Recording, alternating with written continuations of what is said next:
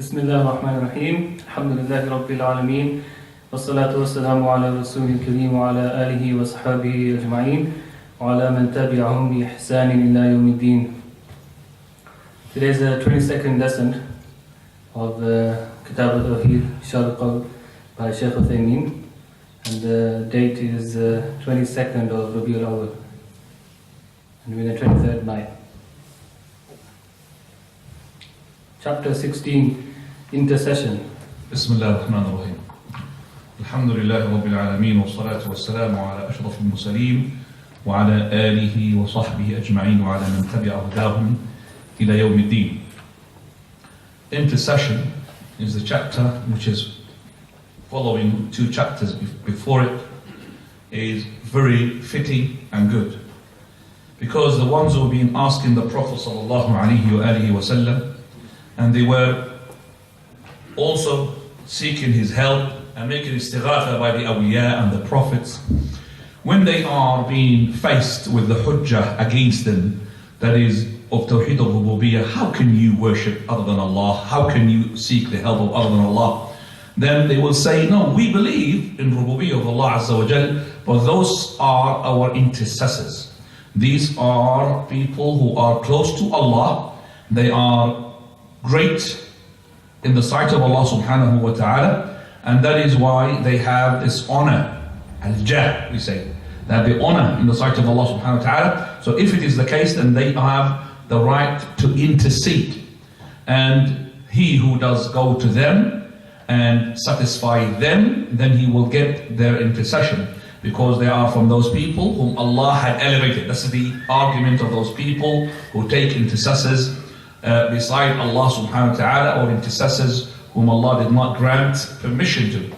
So this is why they say that we are not saying that they are gods, but we are saying that they are intercessors who will get us closer to Allah subhanahu wa ta'ala. So it's just like the Shaykh Muhammad Muhab rahimahullah had seen that those people who had been doing such a thing, that their argumentation and their proofs, that is, these mushrikeen, these khurafiyin, they are actually using that as an alibi.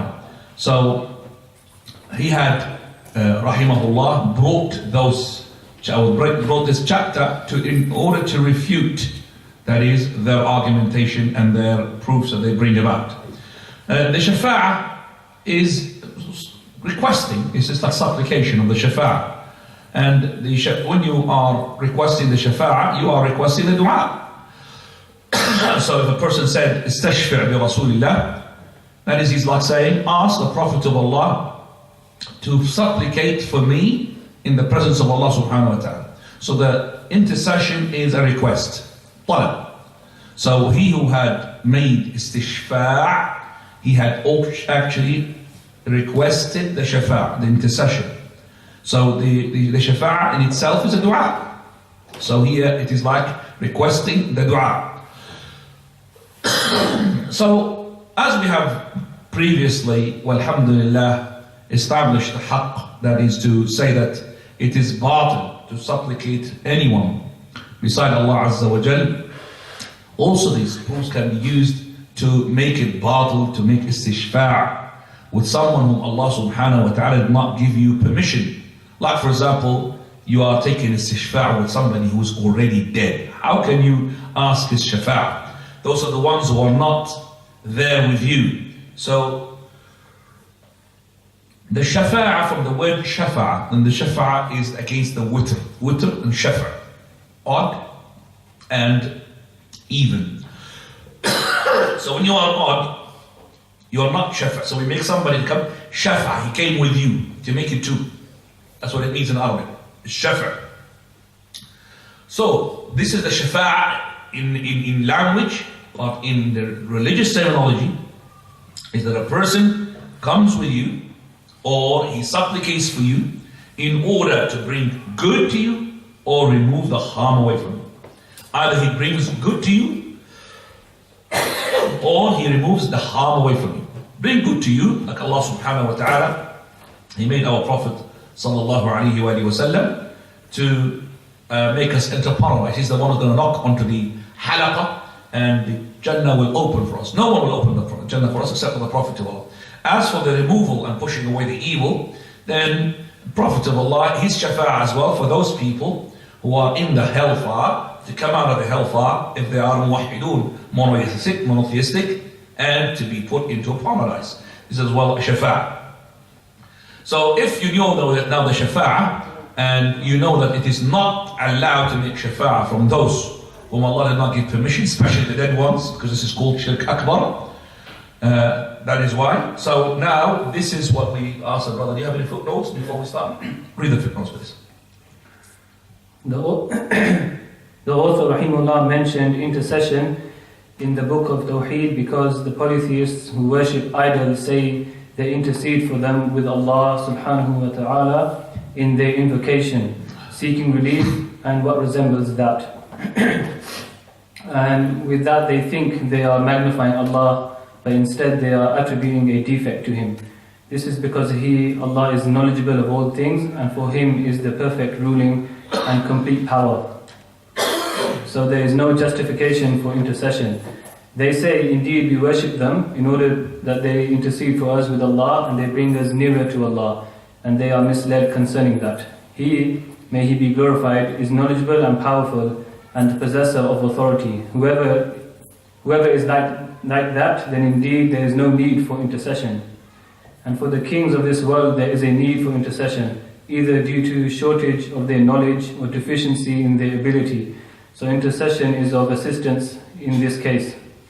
Or due to the shortage in their sovereignty, they are interceded with, without permission being granted.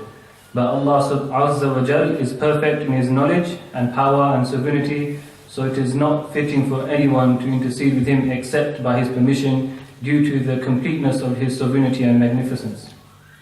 Right. Let me interpret the brother's statements. This is from Sheikh Ibn Uthaymeen. He says basically that the author mentioned this chapter or this shafa'ah in the chapter of Tawheed because, as I said before, to invalidate the proofs that those people who worship and ask people beside Allah subhanahu wa ta'ala to grant them things that only Allah can grant them. And those the mushrikun at the time of the Arabs, Allah subhanahu wa ta'ala also, He had stated that these people, when they've been asked, why do you worship them? He said, no, إِنَّمْ لِيُقَرِّبُونَ إِلَى اللَّهِ زُلْفًا. It's only that we worship them. وَمَا نَعْبُدُهُمْ إِلَّا لِيُقَرِّبُونَ إِلَى اللَّهِ زُلْفًا. We don't worship them except that they are getting us closer to Allah subhanahu wa ta'ala. So they are taking them like intercessors, something like a mediator, an intercessor. And that is why we say that why they are taking intercessors. They think they're glorifying Allah, the Almighty. They say they cannot go directly to Allah subhanahu wa ta'ala. It is not right, so it is actually befitting to ask someone who's closer to Allah and give him that request, and that someone is not a creation like us, and that person will take that whatever request you want from Allah subhanahu wa ta'ala. So by this they think they are magnifying Allah subhanahu wa ta'ala. They are exalting Allah subhanahu wa ta'ala. But actually they are depriving Him from His power. Because Allah subhanahu wa ta'ala is Alim, is the all-knower. And remember, this is number one, Al-Qadir. That is the one who's omnipotent, who's got the power. So His supremacy. And number three, and it is the third one, He's Du Sultan. That is, He's got the dominion, He's got the kingship. So all these threes is in Allah subhanahu wa ta'ala. Whereas those ones, when you take it as intercessors, they would lack one of them. So when you intercede to someone, it's basically because of his lack of deficiency or lack of his knowledge. So you say to him, you know something, that this guy you try to punish by the way he's a good person. So that person is deficient in knowledge. But Allah subhanahu wa ta'ala is not deficient in knowledge. How can you intercede to Allah subhanahu wa ta'ala to tell him that something, oh Lord, by the way, you didn't know, you're not aware, oh Lord, that this man was good. How can you say that? You can't say that because Allah is the all-knower. So that is why you cannot intercede except of Allah giving you the intercession permission. And that is, it is not because he's not all-knowing, it's just actually going to say to you because of two things. So number one, to benefit to the one who interceding, and number two, to honor the one who intercedes.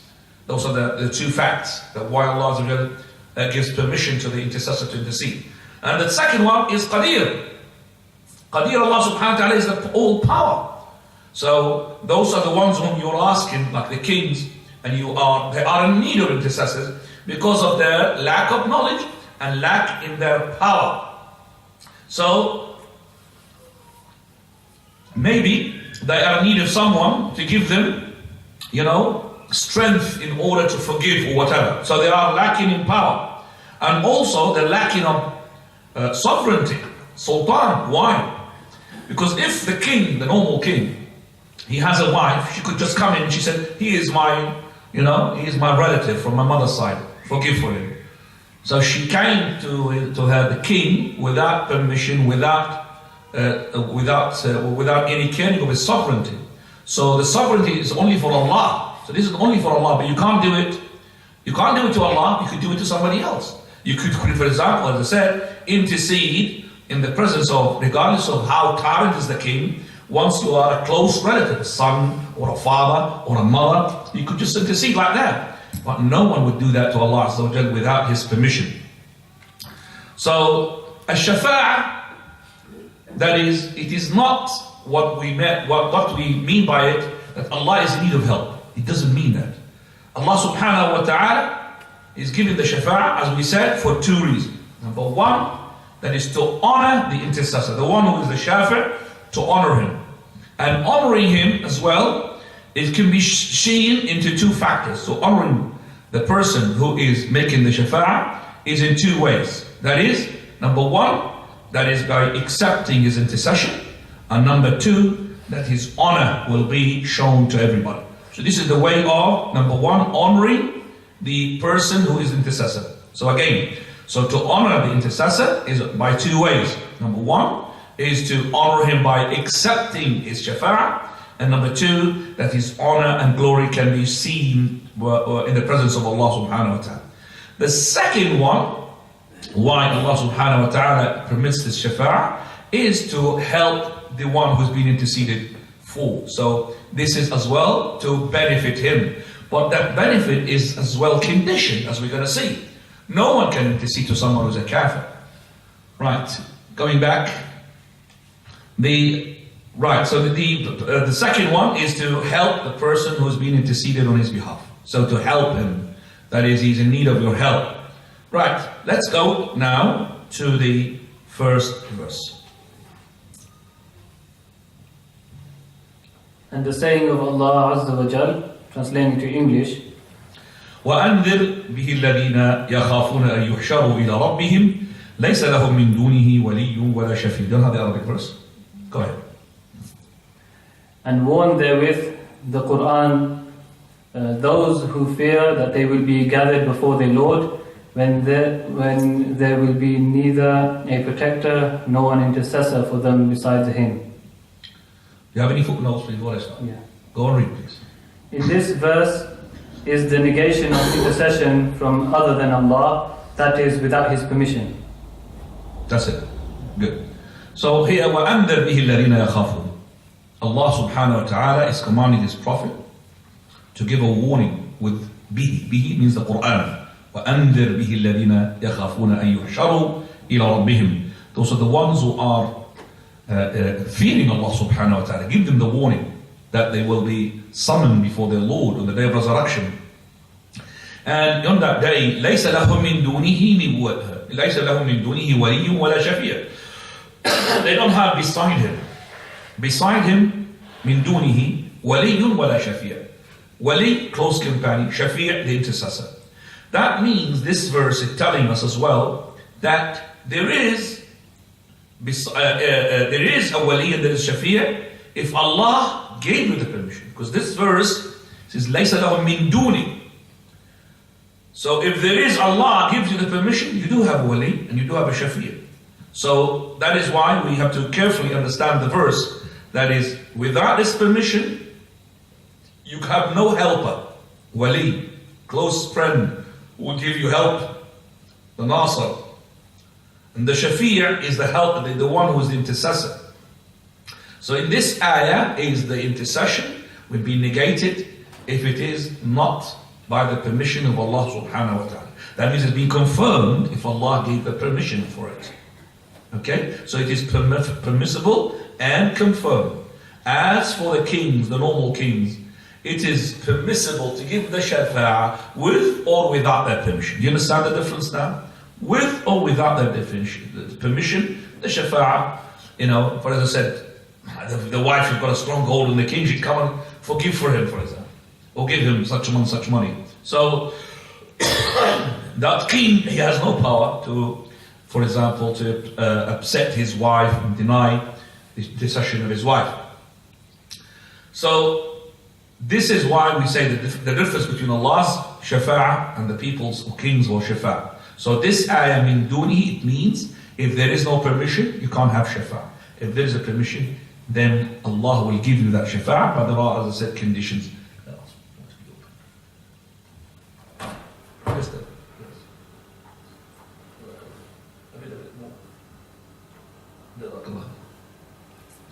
Right, go to the second one.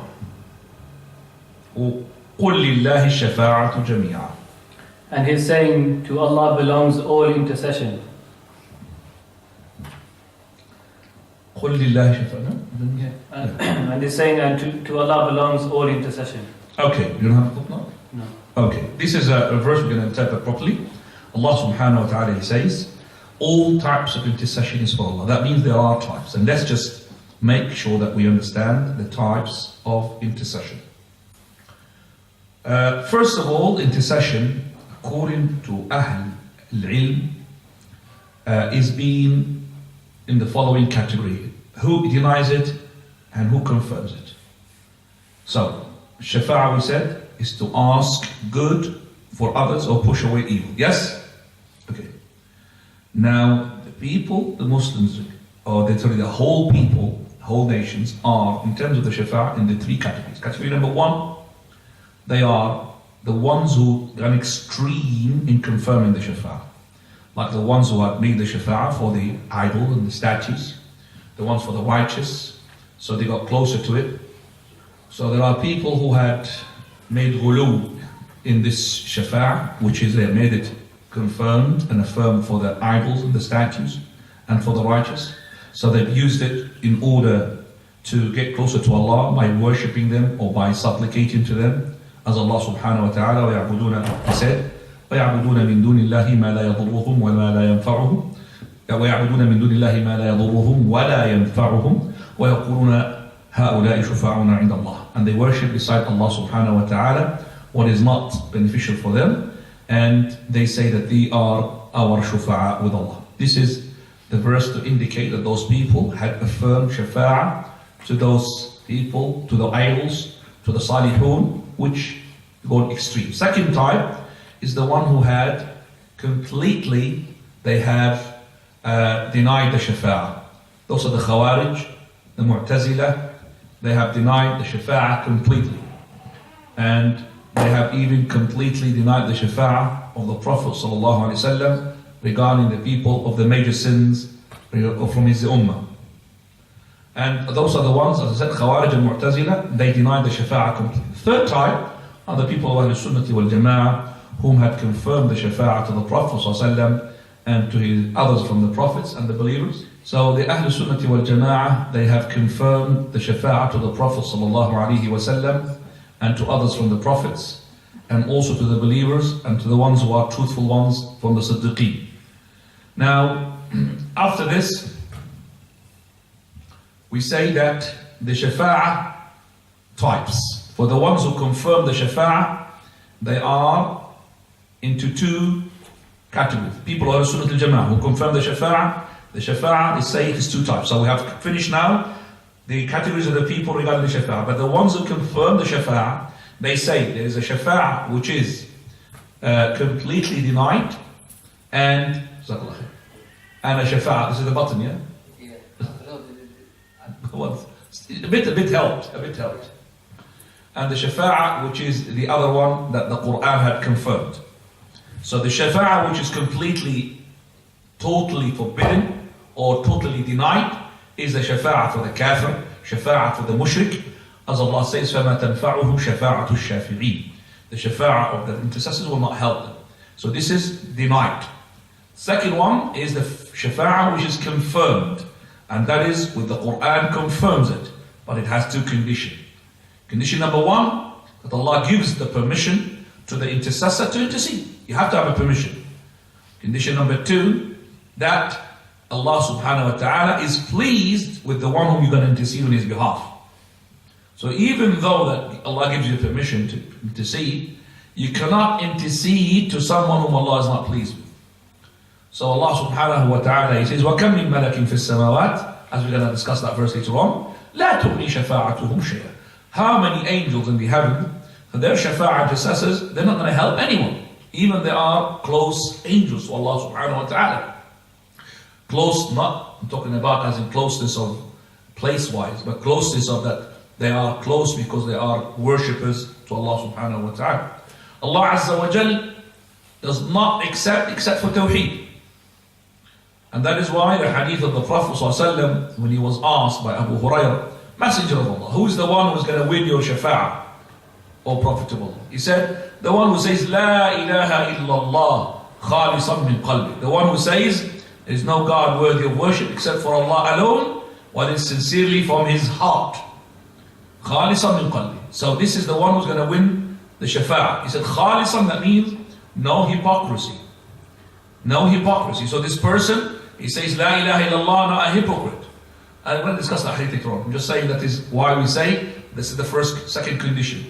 Now, what is the hikmah from, we said, that this shafa'ah is to be taken place? If Allah wished, He could have just forgiven for those people. It's actually, we said, to honor the person who is a shafi' and to benefit the mashfu'. To honor the one who is intercedes and the one whom you intercede for to get the benefit. Those are the two things from the wisdom why Allah subhanahu wa ta'ala allows such a shafa'ah.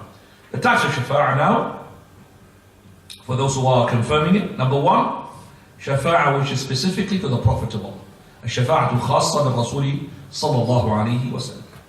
And this shafa'ah is of types. Number one, al-udhma, which is al-maqam al-mahmud, which Allah subhanahu wa ta'ala promised him. When we say after the adhan, وَبَعَثْهُ مَقَامًا مَحْمُودًا الَّذِي وَعَدْتَهُ. That's what we say after the adhan. So on the day of resurrection, when the earth is shaking and the land underneath is shaken and the sweat is up to the ears, everybody is in agonization, we want the hisab to start, the reckoning. So we start to run to the ones whom we believe that they will help us. By instinct, by fitrah, we go to Adam alayhi salam, because he's our father. He's the tallest one as well, easily to be spotted. Adam alayhi salam, Adam, O Prophet Adam, we are coming for you to go and ask your Lord to intercede. To intercede for your Lord, to make shafa'ah that Allah subhanahu wa ta'ala would stop this. The heat, the sweat, all of that. So Adam alayhi salam, he remembers what he has done when he had sinned and disobeyed Allah subhanahu wa ta'ala. But Adam alayhi salam repented, and Allah Azza wa Jalla accepted his repentance. But even though that sin made him to be embarrassed and scratched him in terms of that, how can I intercede while I did what I did? But you see, Adam alayhi salam, he had sinned, and other prophets had been sinned as well. But we said the major sin is infallible. No prophet is to commit major sin. But the minor sins, so a major sin that would scratch their morality or their honor, no such thing. But anyway, because he had made something wrong, and also he had been chipped from the beginning that the Prophet Muhammad is higher than him. Because Muhammad he passed on the day of ascension to the heavens by Adam. Adam was in the first heaven. And he passed by him and he gone above him. So he knows already, Adam alayhi salam, that the Prophet of Allah is the most eminent amongst the prophets. So he would say that I'm not fit for it. Go to Nuh. They'll ask Nuh alayhi salam. And Nuh alayhi salam also. And by the way, the people will describe Adam in the way that he was honored. Allah made the angels to prostrate to you. Allah also made you with his own hands. They will mention all the favors. They go to Nuh, the one who is the father of mankind. They ask him for intercession. He apologizes. And he would say that I have actually made a mistake when I asked Allah subhanahu wa ta'ala to forgive for my son. رَبِّ نَبْنِي مِنْ أَهْلِ فَإِنَّ وَعْدَكَ الْحَقُّ وَأَنْتَ أَحْكَمُ الْحَاكِمِينَ. So when he asked Allah subhanahu wa ta'ala, he is my son. Oh Lord, help him. So Allah subhanahu wa ta'ala, he said, إِنَّهُ لَيْسَ مِنْ أَهْلِكَ. He is not from your family. لا تسألني ما ليس لك به علم. Also he said, إِنِّي أَعِظُكَ أَن تَكُونَ مِنَ الْجَاهِلِينَ. So Allah subhanahu wa ta'ala, he told Nuh alayhi salam, you should not ask me something which you don't know. And I don't think that you are from the ones who are ignorant, O Nuh alayhi salam. You cannot be an ignorant person. You prohibit to be an ignorant person. How can you ask me something like this? He's not from your family. He's not a good person. Now, لَيْسَ عَمَلٌ صَالِحٌ. What is that? لَيْسَ عَمَلٌ صَالِحٌ. Meaning, that is either your supplication to me to forgive him is not good, or the boy himself that you're asking me to help him is not good. Both of them is correct interpretation. Nuh alayhi salam would send them to Ibrahim. Ibrahim alayhi salam also, he would say that I have done what I have done. And he remembers his mistakes when he's... Well, actually, there were not 3 lies. There were not 3 lies. They were actually words which are ambiguous, correct? They say having double meaning. But even that prophet, he said, I shouldn't use that. It's like saying that I am not really supposed to. Go to the one whom Allah subhanahu wa ta'ala asked them to go to Isa alayhi salam. From after Prophet Ibrahim, they went to Isa alayhi salam. To Musa? Okay, from Ibrahim alayhi salam to Musa alayhi salam. I can't remember the hadith, but at the end of it, from Isa alayhi salam is the one who had said, do you have in that hadith? What did it say there? They didn't point to Musa, did he? They got to Musa. Okay, so they've gone to Musa alayhi salam. It looks like the prophets are known to be who's comes after who to the people. They went to Musa, but Ibrahim did not direct them to Musa alayhi salam. And that is more likely because Ibrahim would direct them to Muhammad sallallahu alaihi wasallam. Musa alayhi salam also would apologize because he had done something wrong. And then after that, they go to Isa. The Isa? Yeah, because that he killed man. But I'm just saying Isa alayhi salam is the one which is after Musa, yes? And Isa alayhi salam does not apologize for anything. He hasn't got any sin that he has done. But he said, go to the one who is higher in position than him. Higher in position. I mean a person who is more honorable than me. And that is Idhabu ila Muhammad. He said, go to Muhammad. He's a person whom his sins being forgiven in the past and the future. So they come to the Prophet of Allah, and Messenger of Allah said, Ana laha, I am fit for it. And he goes. Even it's the Prophet of Allah, he has no authority to say, oh Lord, forgive, oh Lord, stop. No. It's not like that. He has to go, and underneath the throne, he had prostrates for long prostrations, and then he praises Allah subhanahu wa ta'ala with words that he was being inspired at that moment. And then after those words, which he hasn't known, he doesn't know these words, he will know them on that day. Then after that, Allah would say to him, ارفع رأسك سل تعطى اشفع تشفع. Raise up your head, ask you'll be granted, and intercede with such an accepted. So even the Prophet of Allah, he did not have an authority like that. He has to do more. So this is the maqam al-mahmud. So this is the shafa'ah al-uzma. Second type of shafa'ah for the Prophet of Allah is shafa'ah for the people of paradise to enter paradise. For verily the guard on the gate of paradise, he would say, I've been commanded to open to no one except for you. So when the people go above the sirat, okay, when they go above the sirat, so the path, then they will go to the qantara, and then they will find paradise is to be what? Closed. So they come to the Prophet ﷺ, and Allah's Messenger, He is the one who would open the door.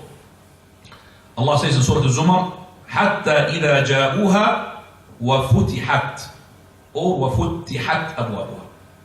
The word وَفُتِحَتْ with the shadda is mentioned by all the ones who are non-Kufi from the reciters. The Kufi reciters, they said it futihat, like Asim with his two reciters. But as Qalun with Nafi', he had said it وَفُتِحَتْ with a shadda. But the waw here indicates there is something missing, which is when they come to it and the gates of paradise will be opened. In Arabic, this word and indicates there is something missing, which is what? And then the Prophet of Allah interceded for it to be open. All of that is mahdoof. Because when they came to the hellfire, حَتَّى إِذَا جَاءُوهَا فُتِحَتْ أَبْوَابُهَا.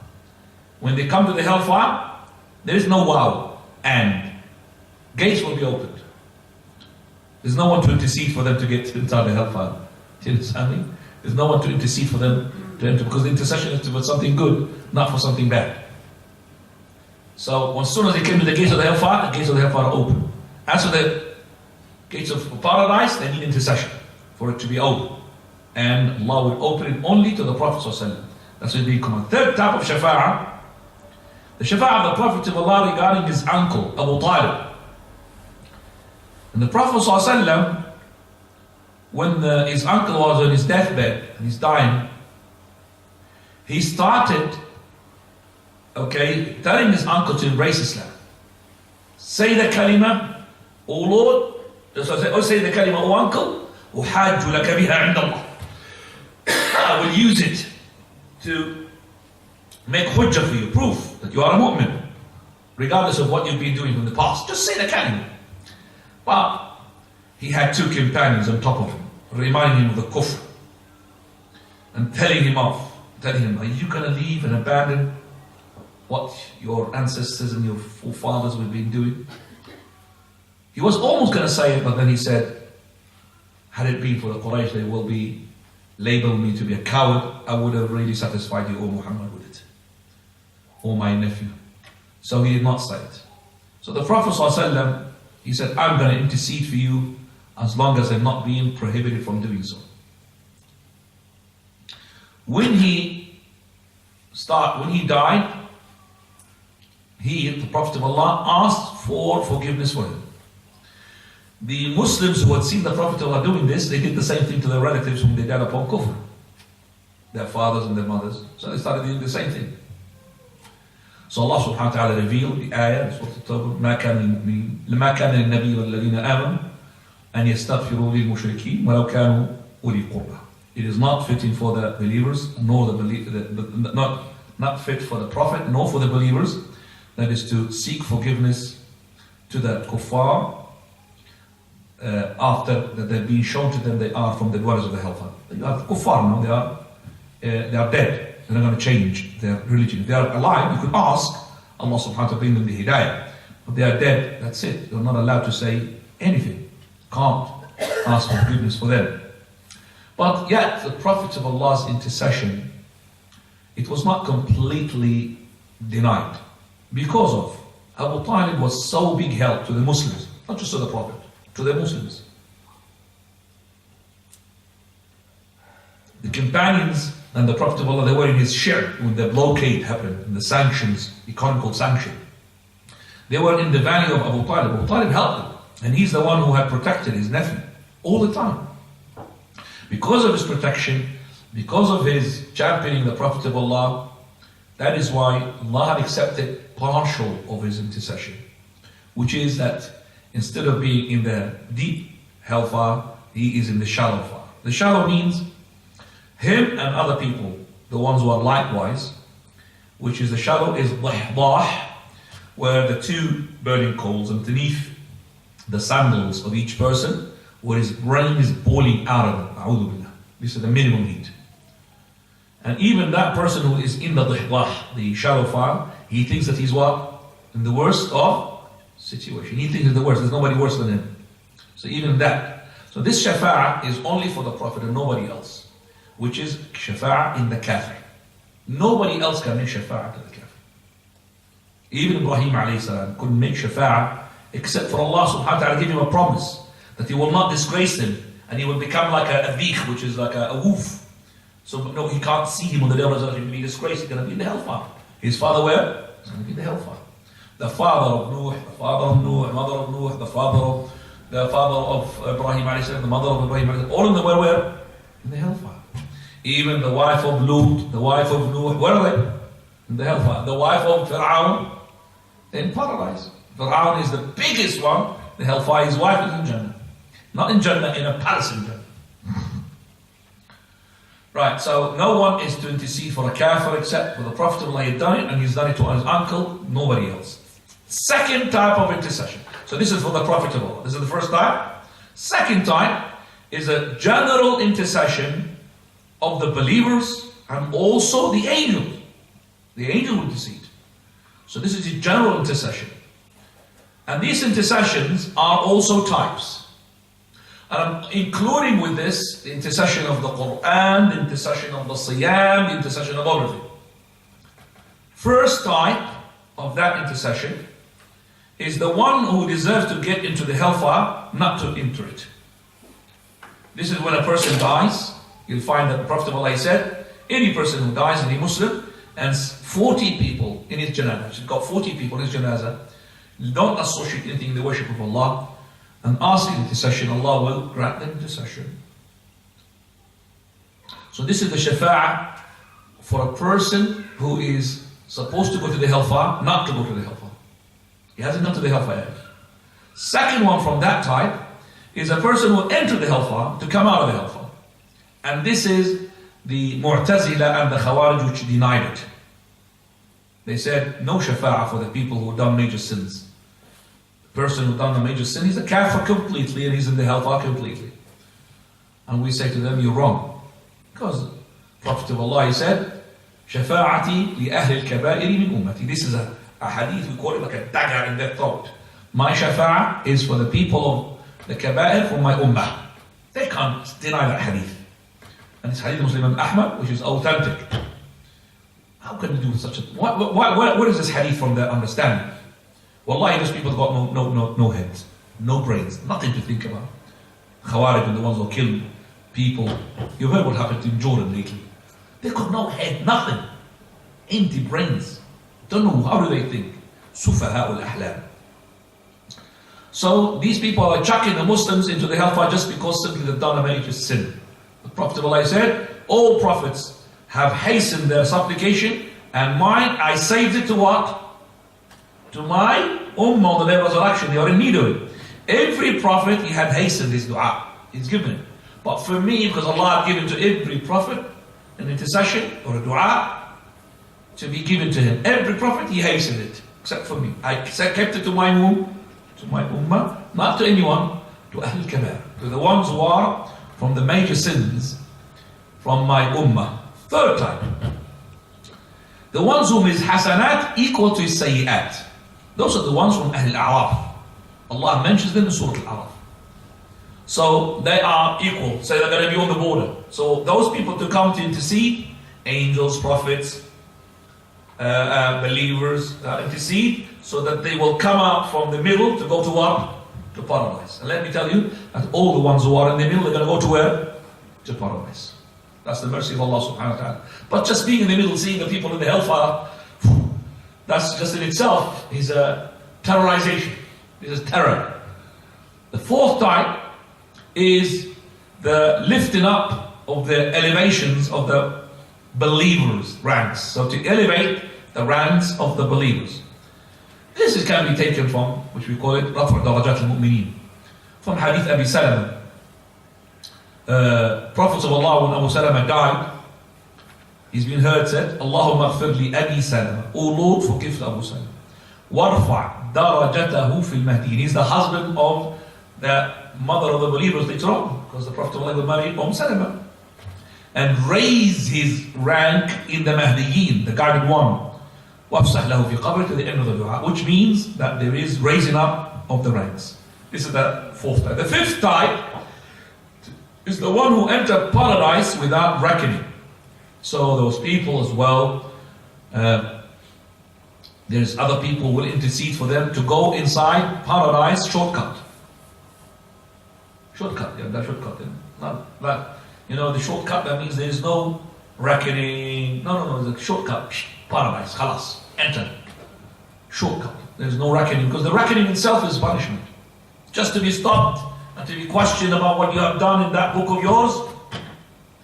Not a headache. No, it's a punishment. It's not a headache. It's something. You'll be scared. And you'll be, you've done this, you've done that one, you've done this, you've done this, you've done that, you've done this, you've done this, you've done this. You'll be scared. But shortcut, that's what I want. Khalas. Green card, huh? Green card. Right, now, most of this ummah, most of the people of the Jannah are from this ummah. Do you understand that? Most of the people in Jannah, inhabitants of Jannah, are from this ummah. Abshiru ya ikhwan. From this ummah, mean ummah, not Arab, Muslim, okay? Muslims, or the Arabs or non-Arabs. Allah ibn Mas'ud, he says, Prophet of Allah, he said to us, how about if you were quarter of the people of Jannah? Then you got a quarter and the rest of the people got 3/4. He said, well, Allah and His Messenger knows best. What about if you're a third? They said, Allahu Akbar, this is better. So what about if you are half? Oh, it's bigger even. Prophet of Allah said, the people of Jannah are 120 rows. You are 80 of them. How much is that? 2/3. Ummah Muhammad is 2/3. Okay, 2/3. 1/3 is all the Prophet's followers, from the followers. 2/3 for Ummah Muhammad. 2/3. And that's a lot. To show you that how much is the Prophet Muhammad. So the people of the Jannah will go into Jannah, the people of the hellfire will go to the hellfire. Then Allah subhanahu wa ta'ala would say, bring out the one who's got in his heart, مِثْقَالُ حَبَّةِ خَرْدَلٍ مِّنْ إِيمَانٍ, the one who's got a mustard seed of iman in his heart. They'll come out, they will be like black coal. They will be thrown into the river of life. And they will be grown there like a seed will be grown into or next to a stream of water quickly.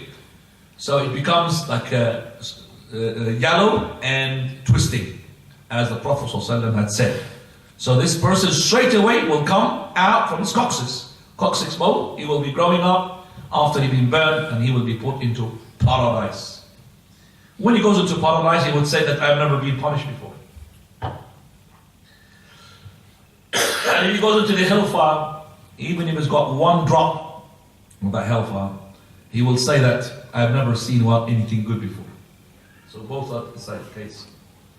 If you dipped into the hellfire, he will say that I've never had any luxury before in my life.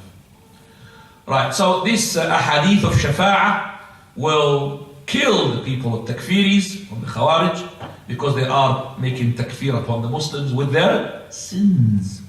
They don't say Abdullah ibn Abbas said kufrun duna kufr. They don't mention that. And we'll tell you that kufr duna kufr is a statement which is so authentic that the scholars said, if it is not authentic, there is no athar authentic. Do you understand what I said? That this athar, this chain is authentic. If it's not authentic, there is nothing authentic. إذا لم يكن هذا الأثر صحيحا فليس هناك أثر صحيح. And also, not a single book of tafsir, I'm just saying what I mean, not a single book of tafsir or book of aqidah, whenever they mention the matter of takfir, except that they will bring this athar of Ibn Abbas as a proof to say kufrun duna kufr. As for the takfiris, there is no kufr duna kufr. Kufr is one lump, that's it. We say kufr duna kufr. Somebody does this, you cannot a kafir straight away. These people say they're a kafir. This is a kafir. And if you don't say about this person is a kafir, you are a kafir. And the takfir does not finish. It's like electricity. Runs up. in the bottom. So if you don't say about he's a kafir, he's a kafir. If you don't say about the person who works for that kafir is a kafir, you're a kafir. Then he looks in the mirror at himself, you're a kafir. He makes takfir upon himself in the mirror. That's how they are. Right, okay. Let's go to the third verse, which is in Surah Al-Baqarah. Here, Shaykh Ibn Uthaymeen, before I go to he says here that we say that the shafa'ah is only by the permission of Allah subhanahu wa ta'ala. So we said that the person when he makes dua to his brother is a shafa'ah. Yet he did not take permission from his Lord. So how come? Is there any conflict?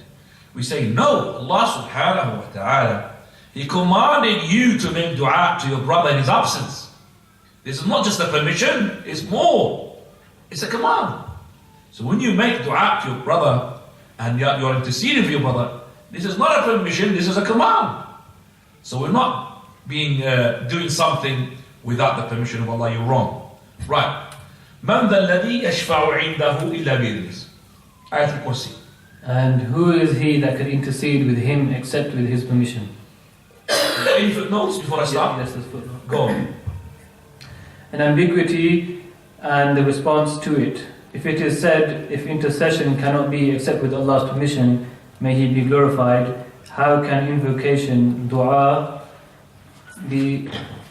by people for their brothers be called intercession, and it is not with the permission from the Lord? The answer is, Allah ordered people to make dua for their dead brothers, and His ordering them with making dua is a permission. We should explain. You don't need anything else? No. This is not actually elaboration on the ayah, it's before this, but anyway, it doesn't matter. So this ayah is telling us there is no permission, there is no shafa'ah without the permission of Allah subhanahu wa ta'ala. And we said that before, and the shafa'ah has two conditions, permission, and Allah is pleased with the one you're going to be what? Interceding for. You can't intercede for someone who's a kafir, for example. And we explained that, alhamdulillah. We go to the fifth ayah. Now, قُلْ ادْعُوا الَّذِينَ زَعَمْتُم مِّن دُونِ اللَّهِ لَا يَمْلِكُونَ مِثْقَالَ ذَرَّةٍ فِي السَّمَاوَاتِ وَلَا فِي الْأَرْضِ مَا لَهُمْ فِيهِمَا مِنْ شِرْكٍ وَمَا لَهُ مِنْهُمْ مِنْ ظَهِيرٍ. Now, And there's no ayah. There's no ayah there? Okay, let me trust it. It says, قُلْ ادْعُوا الَّذِينَ زَعَمْتُم مِّن دُونِ اللَّهِ Say to them, O Muhammad, call, ud'u, call or bring. Same thing. Call, ud'u, or bring them about. This is like to challenge. Or call them, supplicate to them, the ones you have claimed without the permission of Allah, they have no power or sovereignty, they don't own mithqala dharra. That is the weight of an ant, the weight of the dharra is the small ants. Small ants. The weight of a small ant, and this is, but actually, it means nothing. They own nothing. This is our thing. They have nothing. Whether in the heavens or in the earth. مَا لَهُمْ فِيهِمَا مِنْ شِرْكٍ They have no participation whatsoever in the heavens or the earth. وَمَا لَهُ مِنْهُمْ مِنْ ظَهِيرٍ And Allah Himself, He has no help. Okay, from them. They don't help Allah Azza wa Jal. Those idols or those people, those righteous whom you are seeking their help. You cannot ask for somebody who is dead.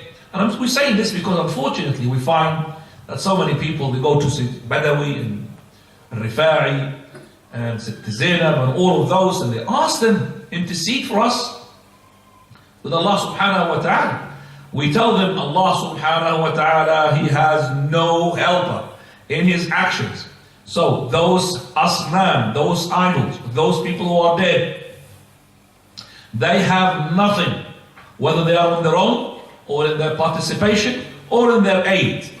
Because the one who is helping you and he has no partner, then they will always have a favor upon you.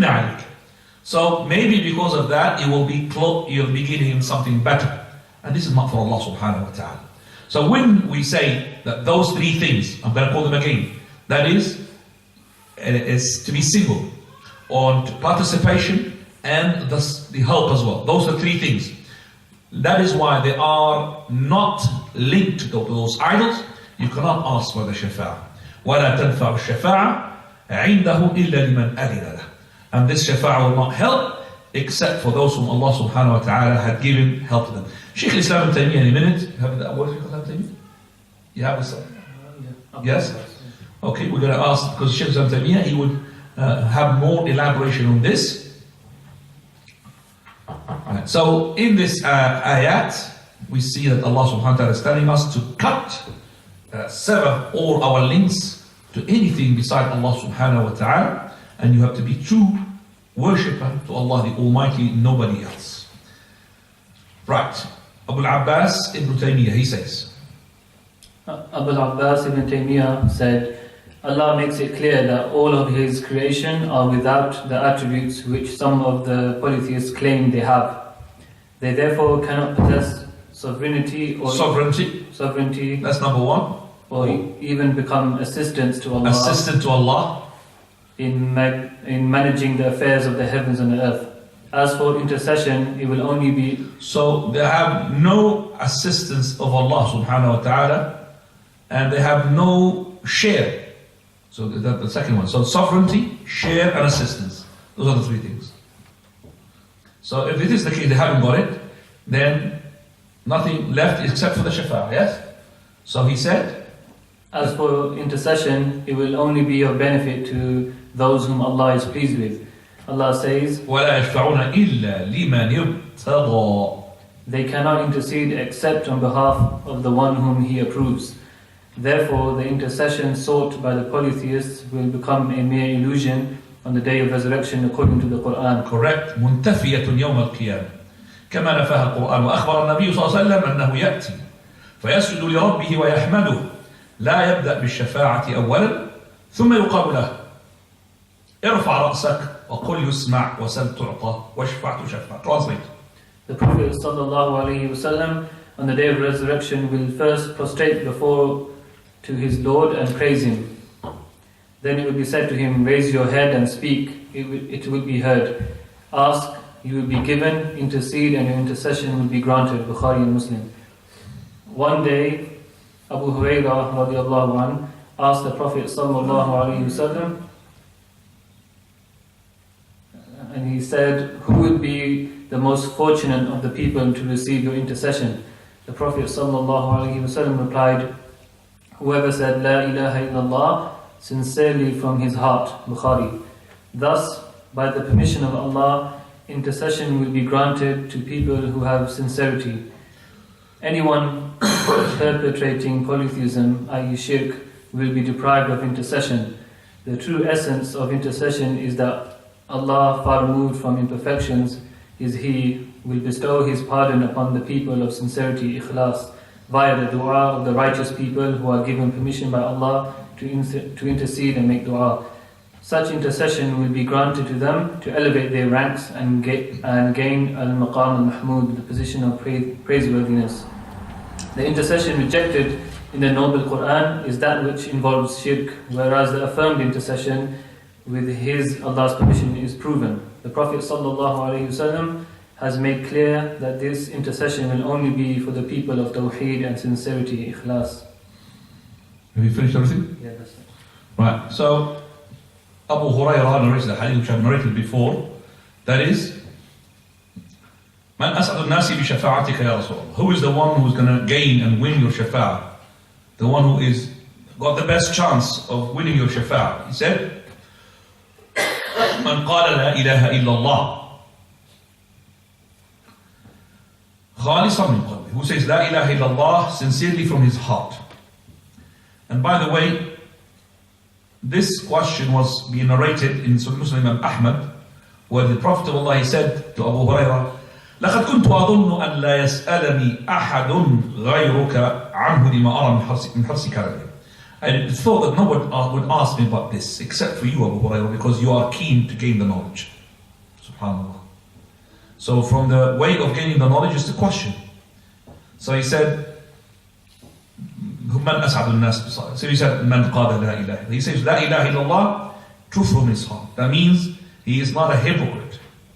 You see, they are not, because the person, he might say la ilaha illallah, but hypocrisy is not true. And on the day of resurrection, Allah will expose your heart.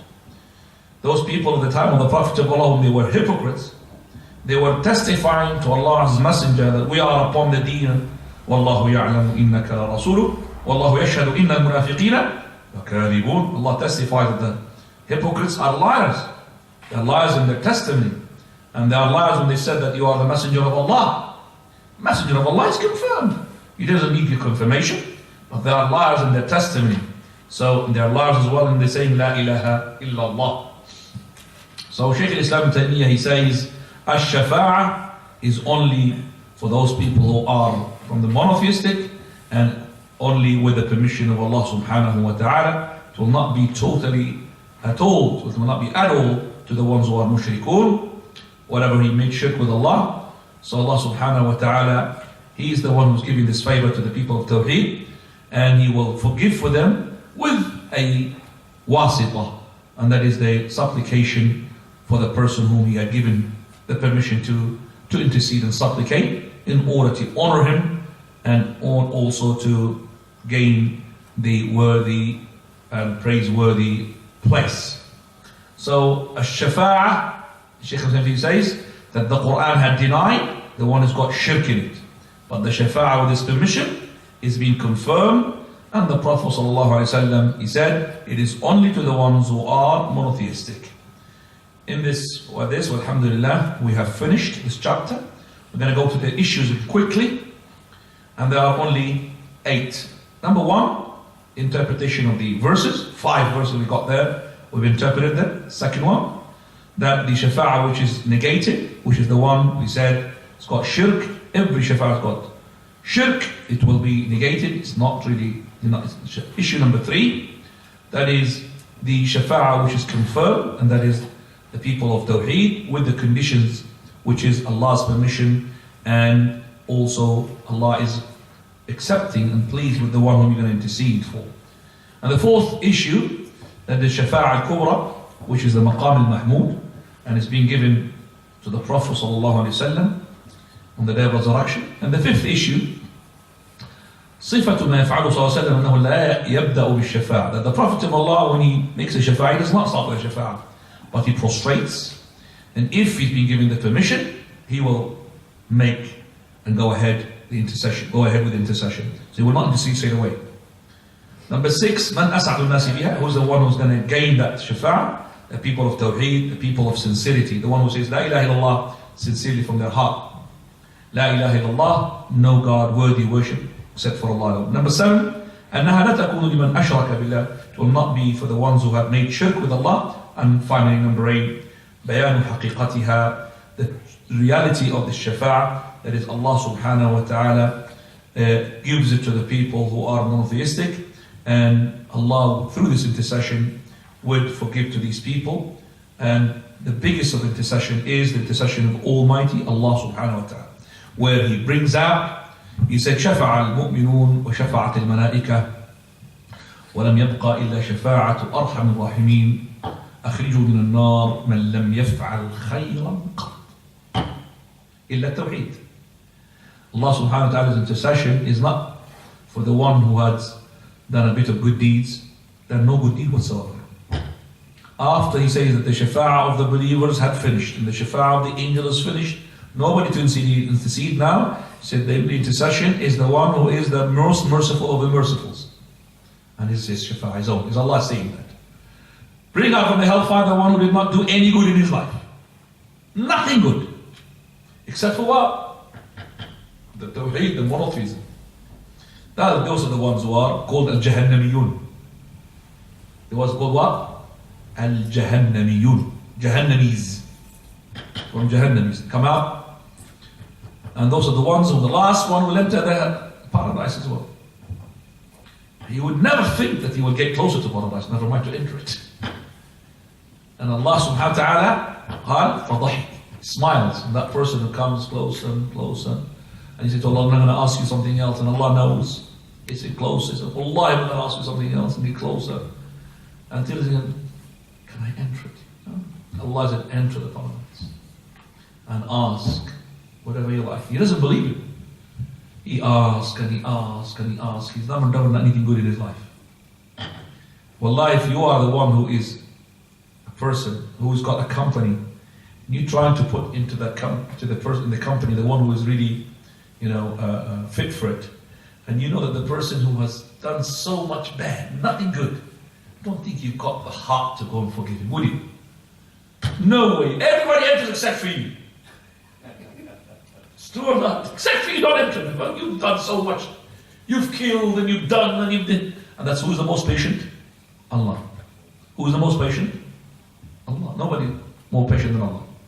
These people insulting Allah day and night, and yet, because of the Tawheed, when the devils are rushing, enter. Not only that, wish! Imagine the last one. Even if that person said, you're not going to enter, somebody will say, come on, just forgive him. Alright. But when you say to him, take this and take that and be there, no way. Allah says to him, what you want, it's an open check for you. Yeah, ask. He will ask and keep remembering. And Allah will remind him as well, because he may forget. Don't forget this and don't forget that, don't forget this and that. Oh yes, I want this, Allah, I want this, Allah, I want that. Until he's given up. Allah would say, and 10 times if you like. This is the one. And yet, there's no envy in paradise. No one would say, he's got a better rank than me. I wish Allah that demolishes. There's no thing about paradise. There's no وَنَزَعْنَا مَا فِي صُدُورِهِم مِّن غِلٍّ. There's no ghil. But this person, he thinks nobody is like him. He's the best. He thinks nobody I don't think is better than me. I have got the best. I think everybody has got really less than me. That's what he thinks. Yet he is the minimum. So even if he's the minimum, he thinks he's the maximum. Allahumma adkhilna al-jannah ya Rabb. We finished here the chapter. Prophet ﷺ, he said, Ishfa'u litu'jaru. Make intercession so that you gain ajr. So the shafa'ah is called ajr. So if you make shafa'ah, so into ishfa'u tu'jaru. A person came to the Prophet ﷺ and nobody from the companions helped him. So the Prophet said, Ishfa'u tu'jaru. So you come to the Prophet, shafa'ah. I think he's in need of money. That's good. So somebody came. Nobody knows except for you. And this person might give him money. Why don't you just stand up? I think this brother, what? He's in need. So here the shafa'ah as well in the dunya, not in the hereafter. Shafa'ah in the dunya. You go with your brother to make shafa'ah, for example, to be employed, but not on the expense of doing something haram. Meaning, let's say this position is in need of somebody who's qualified with 3 A's in exams. And the ones who are 3 A's are few. And they're going to be competing. So you come from nowhere and give shafa'ah because it's a relative of yours to that company and make you, even though it's got 3 D's, not 3 A's. To put him in there. Wasta. Wow. To give him there, that's haram. Because you took the position of somebody who deserved that place. That's not right. And this was done unfortunately in the Muslim countries. The one who's not fit, he will go and take the position because he is the cousin of the floor sweeper of the king. What is it? The cousin of the floor sweeper. Ibn Amir Massah, the one who washes the car. Because he washes the car, he's linked to the king. 3 D's he'll enter. That's why we are down below there. In the ladder, who was down? Because the 3 D's are running the show.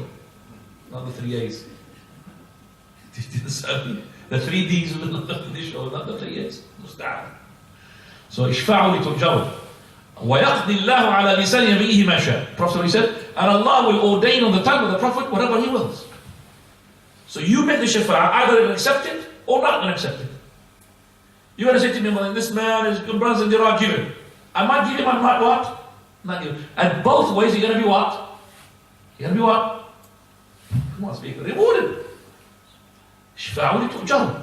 So make shafa'ah in order to get what? A reward. Whether I'm going to accept your shafa'ah or not, make the shafa'ah. This is the shafa'ah in the dunya. And very important is shafa'ah, especially if you know that that person doesn't deserve punishment. And the king listens to you, or the authority listens to you. You should go there and testify. You'll be sinned if you don't do that. If your help is needed and nobody can do it except for you, and it becomes an individual obligation. Fard Ayn. My friend is going to be punished. I mean, severe punishment up to his death. So I need to go and intercede for him in order to make sure that he will not be punished. And by this we'll have finished, alhamdulillah. If you got any question regarding this issue, confirm. Regarding the 40 believers of Tawheed who pray for the major sinner, can we take from the hadith that if you know someone's sinful, that you should, even if you're doing a major sin, you still go to pray for him? Because you studied before that those who are known to be righteous and shouldn't go. Those who are known shouldn't go. Doesn't say that you should not really make a sincere supplication to Allah forgive them. It says the funeral prayer, doesn't it? No. I said, when we say that this person, even if it's a sinner, he comes to be, for example, let's say he fornicated. Okay? And people, when they come to pray, they're not going to say, oh Lord, punish him for his sin. They'll say what? Oh Lord, forgive him. But we said for those who are righteous, or the Imam himself, not to pray, it means to offer the prayer in front of the people to be a deterrence for others to do the same thing, because they're going to be deprived from the supplication of those people. But those people, they would never, for example, say, oh Lord, take him to heaven. But they will never pray in front of the people in order not to encourage other people to do the same sin. So at home, they're going to be supplicating, aren't they? When they pray. Assalamu alayna wa ala ibadillahi as-salihin. Every supplication that they do in general is going to be included those people. So you're actually, you have to know that any person who dies from the Ahl Qibla, that regardless if he's going to be punished or not, at the end of the day he's going to be where? In paradise. You have to know that. So don't mix up between it. We don't pray upon him as in doing the actual physical prayer and supplicate to him, but not in front of the people. Do you understand that? So you could go home and say, oh Lord, forgive for him, even if he's an adulterer or a person who's been drinking alcohol, but not to pray on him in the prayer.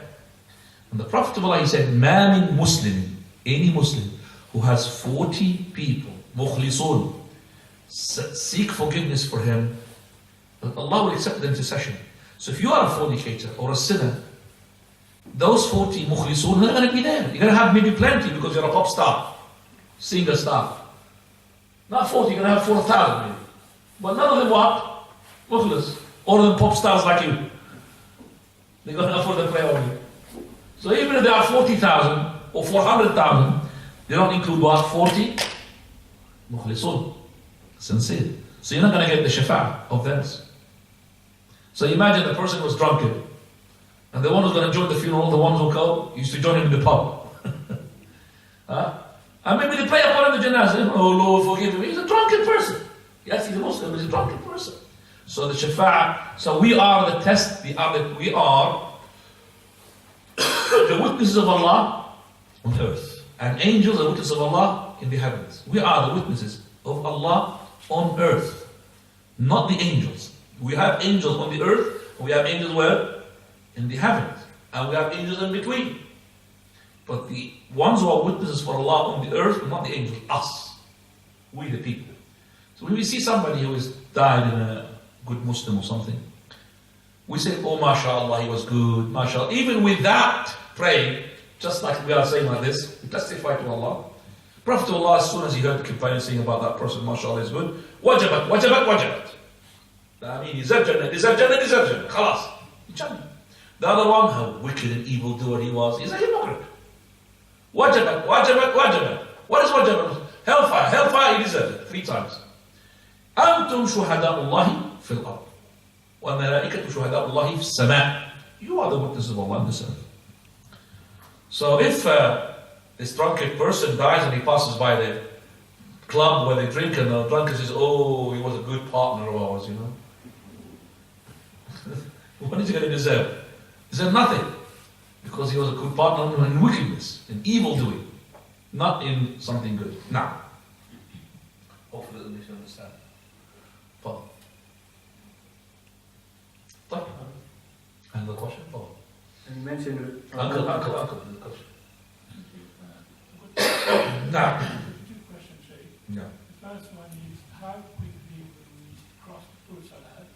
how quickly we cross the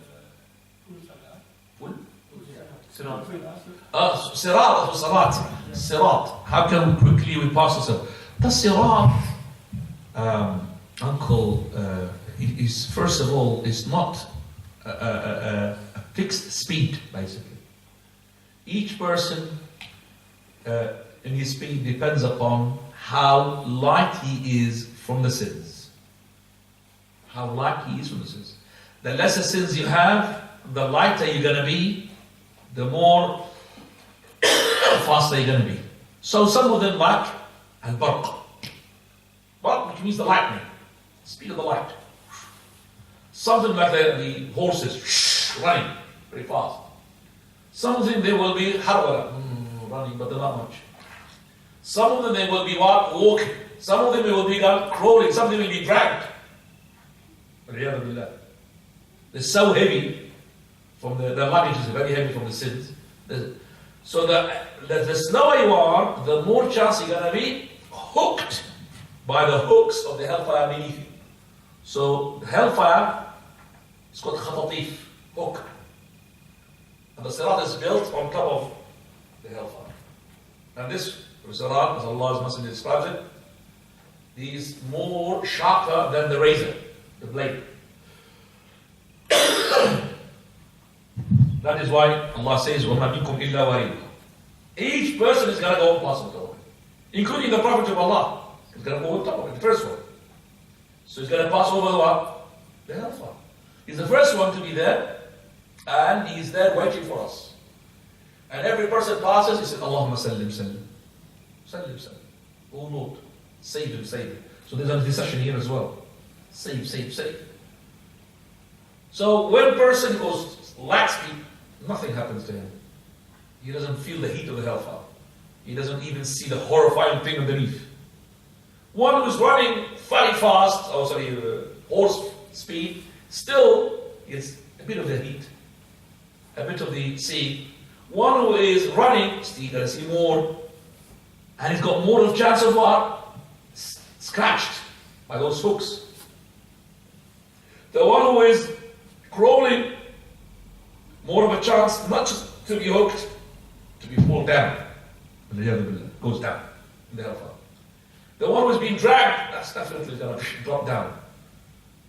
So, when you pass another edge, some of the ones who are, mashallah, no scratch, and some of them will scratch because of the hellfire, because he's got many sins he's been carrying with him. Allahumma sallim sallim. So that's the number one question. What's your question? You mentioned the word Kantara bridge. Kantara is, some of the scholars, different regarding this Kantara. They said some of them there's no Kantara. Some of them there is Kantara. And the correct opinion, we believe that there's a Kantara, which is a small bridge basically. That bridge is not over the hellfire. This bridge is to make sure that you settle your dispute. Even if he's a disbeliever, before he enters the hellfire, he's going to take whatever he wants from you if you have done very bad to him. So this is basically to cleanse you from any bad thing before you enter paradise. So if you have, for example, a kafir person who has got, you've done him something wrong. This kafir, even if he's going to the hellfire, you might negotiate with him. You go into the hellfire, what do you need from a hasanah with? He will still have from you. Why? Because he wants to, if you go to the hellfire, he wants to go what? In a less heat than the fire is going to.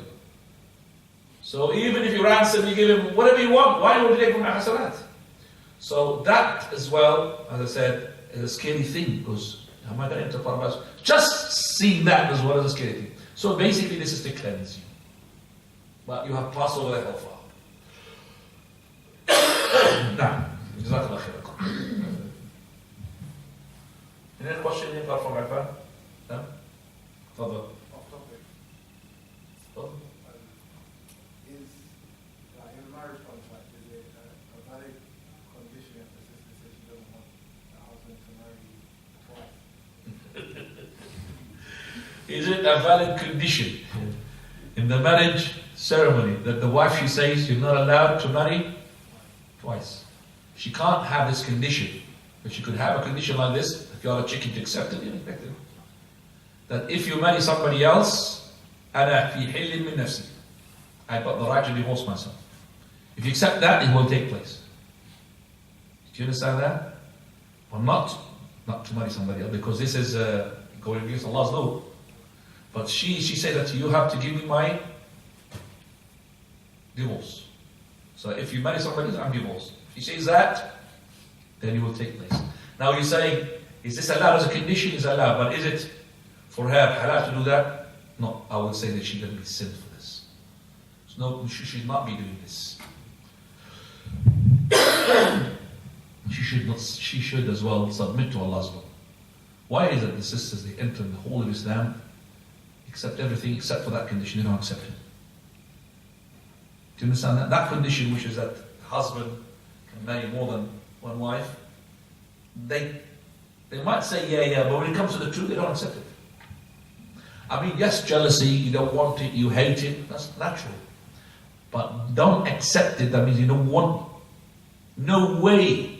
If you marry somebody else, get out of that door. Why is that? Why is you dislike it? No problem. Why she disliked it? She disliked the Prophet of Allah when he wanted to marry what? Who's that? Juwayriyya, radiallahu anha. Mullaha. Nice woman she came. She didn't like it because as soon as she saw her face, she said, the Prophet was going to see that face and he didn't like it. But after she got married to him, she was praising her. I've never seen a more woman of barakah than her. That Allah, through His marriage, made so many people to be released from what? From slavery. All those relatives of hers who were captives, who were booty, they were slaves. With the Muslims, when the Prophet of Allah took her as a wife, he said, how can I be having slaverization of a cousin of the mother of believers? Or a relative of the mother of the believers? So all of them had slaves from that tribe, they released them. Freedom. So Allah, she said, through her barakah, had freed so many slaves. Okay, so many slaves being freed. So she had been honest and good. There was a fight between the wives of the Prophet of Allah. It happens. Called Barra. Barra is called. But as I said, and don't expect from your wife to go and get you married. Okay? If you're going to depend upon her to get you married, then expect the worst of wives. Going to get you the worst ones. They're not going to get you the good ones. And that is why when we say, if we have war booty in our slaves, we're allowed to have slaves as much as one want. You could have women so many, without marriage, of course. They say that the most ugliest slave woman is the one who's got the biggest price. The more ugly she is, the more price she is, the more expensive she is. Why? Because those slave women are chosen by the wives. And she always choose the what? The ugliest of her husband. Because he doesn't want her husband to go to her to give it to the wife. So ugly should, I'll keep that one with me. Now, second one. Tafadhal.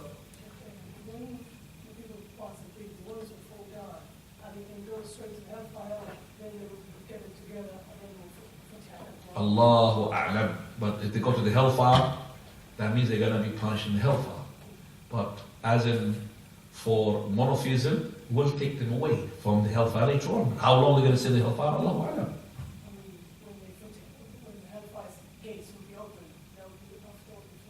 The hell gates fire opened before. Yes. Futihat was before. And the hellfire is opened not just for the Muslims, the first ones. Sorry, for the kuffar, the first one, the Muslims. The one who's got sin. Remember? The first three types of people whom the fire will be ignited with, not kuffar, proper Muslims. Or the so-called proper Muslims.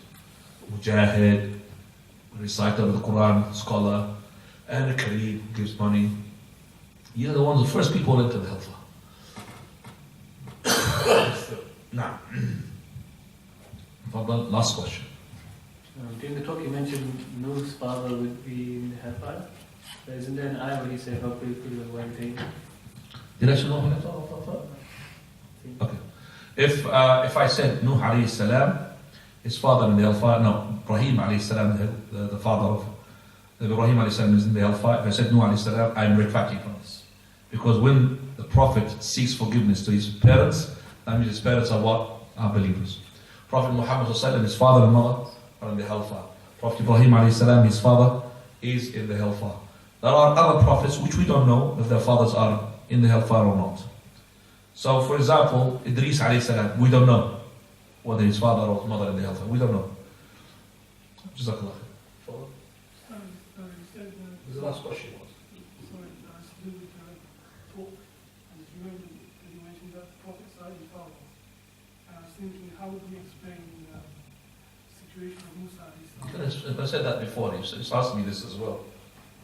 And I said to you, Musa alayhi salam, he did not intentionally kill him. He was helping, he did not intentionally kill him. He had wakaza. And then he died. If somebody did like this and you died, I mean, do you expect that? He didn't use a gun. He didn't use, for example, a spiky rod that kills. So that is why we say it's an intentional killing. Wallahu a'lam. Wa subhanakallahumma bihamdik. Ashhadu an la ilaha illa anta astaghfiruka wa atubu ilaik.